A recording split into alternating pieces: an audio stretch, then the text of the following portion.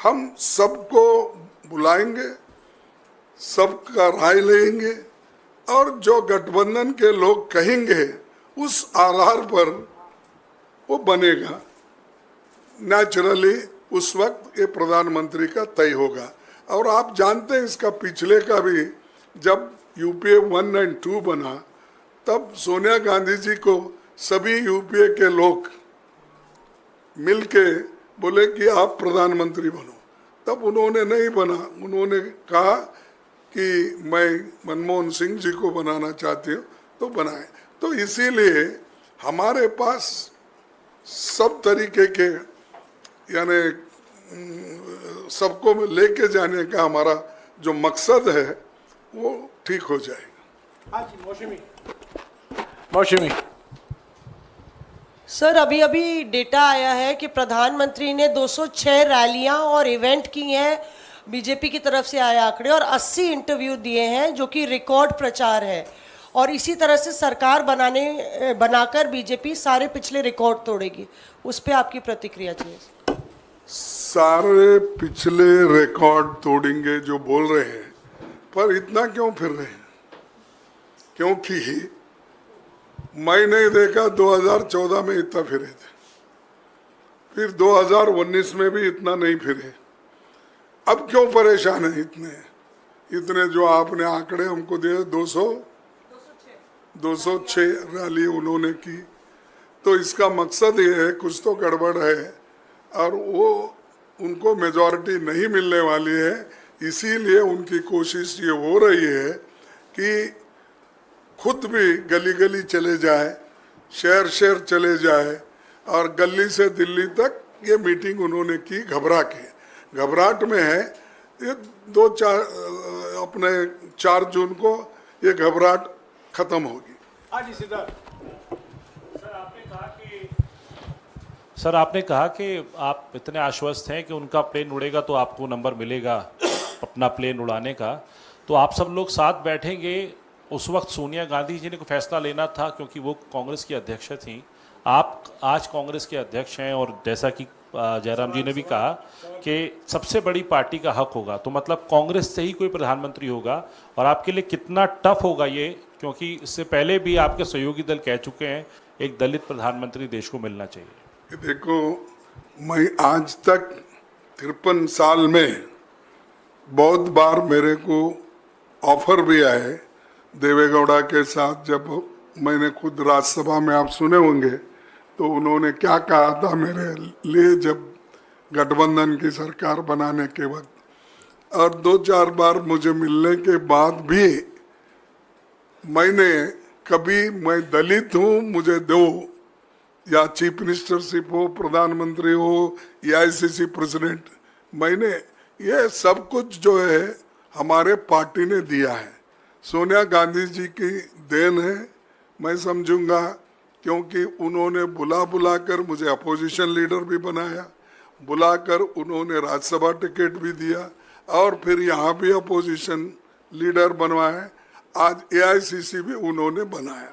तो इसीलिए मेरा ये कहना है कि हमारे पार्टी में जो भी निर्णय दिया जाता है वो उसी के तहत हम काम करेंगे। ना सिर्फ दलित हूँ इसीलिए मैं मांगने वाला भी नहीं हूँ, अब तक भी नहीं मांगा।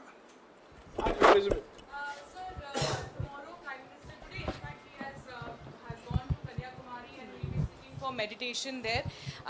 You have also, Congress party has approached the election commission also. How do you, what is going to be, because there has been no response from election commission, do you think this is clear violation of MCC and there should be some action that should be taken by election commission at this point? No, that already these people have represented. He will answer for this. हमें कोई इतराज़ नहीं है 1 तारीख के बाद कहीं भी जाएं मेडिटेशन के लिए, पर कल मेडिटेशन और परसों मेडिटेशन के लिए जो जा रहे हैं ये आचार संहिता का बिल्कुल स्पष्ट उल्लंघन है। ये हमने चुनाव आयोग को अवगत कराया है। 1 तारीख के बाद वो कहीं भी जाएं मेडिटेशन के लिए, और 4 तारीख के बाद तो परमानेंट मेडिटेशन होगा उनको, क्योंकि वो निवर्तमान प्रधानमंत्री हैं। खरगे जी, एक सवाल। खरगे जी, एक सवाल है। प्रधानमंत्री जी आज कहीं चुनावी सभा में थे, उन्होंने कहा कि 4 जून के बाद बड़ा पॉलिटिकल स्टॉर्म आने वाला है देश में। तो क्या आप डिकोड कर सकते हैं कि किस तरह का पॉलिटिकल स्टॉर्म होगा? और दूसरा एक छोटा सा सवाल ये है कि प्रधानमंत्री जी को मेडिटेशन पर जाने की जरूरत होती है, आप भी एक्सटेंसिव आपने प्रचार किया, क्या आपको भी अगले 1-2 दिन कहीं बाहर जाना है, कहीं आराम करना है, कोई मेडिटेशन करना है? देखिए, एक तो आपने पहला सवाल क्या पूछा? कि प्रधानमंत्री जी ने कहा कि 4 जून के बाद, वो तो स्वेरिंग इन सेरेमनी का ओथ की तारीख भी बता रहे हैं कि 10 जून। तो आप डिकोड कर सकते हैं कि किस तरह का पॉलिटिकल स्टॉर्म आने वाला है देश में? नहीं भाई, क्या आने वाला उनको मालूम, लेकिन वो जाने वाले जरूर है, ये तो मैं कह सकता हूँ। वही उनको डर होगा, यही भूकंप आने वाला है बोले तो उनके लिए आने वाला है, हमारे लिए नहीं है। हम गठबंधन की सरकार बनाएंगे और 4 जून को हम लोग उनको सत्ता से हटाएंगे। खरगे साहब, आपने 1 तारीख को मीटिंग बुलाई है तमाम अपने सहयोगी दलों की, इंडिया गठबंधन के दलों की। क्या एजेंडा होगा उस मीटिंग का? क्या उसमें प्रधानमंत्री के नाम को लेकर भी चर्चा होगी? और मैं एक और चीज़ पूछना चाह रहा था कि बार बार जयराम जी कहते हैं कि 140 का आंकड़ा जब जब आपने पार किया है तब आपने सरकार बनाया है या फिर सरकार बनाने से बीजेपी को रोका है? क्या 140 के आंकड़े को आप पार कर पा रहे हैं इस बार कांग्रेस पार्टी? ये देखिए, जब हम बीजेपी की सरकार को सत्ता में आने से रोक रहे हैं और मोदी जी को प्रधानमंत्री बनने से रोक रहे, इसलिए उतने आंकड़े हमारे पास है। तो इसीलिए इसमें कोई संशय की बात नहीं है कि हम ज़रूर उनको सत्ता से हटाएंगे। और दूसरी बात आपने कही कि 1 तारीख की मीटिंग है, ये तो इनफॉर्मल मीटिंग है। हम काउंटिंग के दिन क्या क्या स्टेप्स लेना और क्या क्या करना, इसके बारे में सोच रहे, दूसरे किसी चीज के ऊपर मीटिंग नहीं है। That's all. Mamata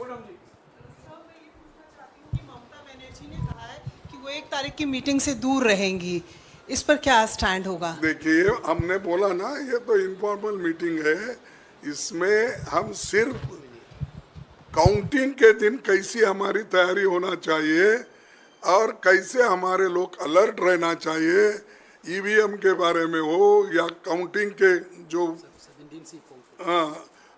17C form, ये इसका कैसा इस्तेमाल होता है उसके बारे में, ये जो जनरल है इसका कोई इसमें, अब उन्होंने ये भी लिखा है हमको कि उस दिन मैं इलेक्शन में बिजी हूँ और खास करके उनके जो अभिषेक का इलेक्शन भी उसी दिन है, इसीलिए मैं बिजी हूँ बोल के उन्होंने इत्तला किया है।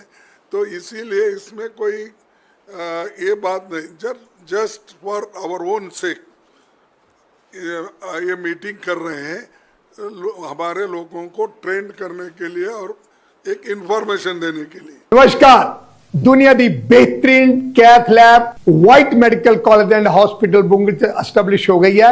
सीधा वाइट मेडिकल कॉलेज आओ, इलाज कराओ, सलारिया तोड़ा प्रात तोड़े दुख से हाजिर है। धन्यवाद।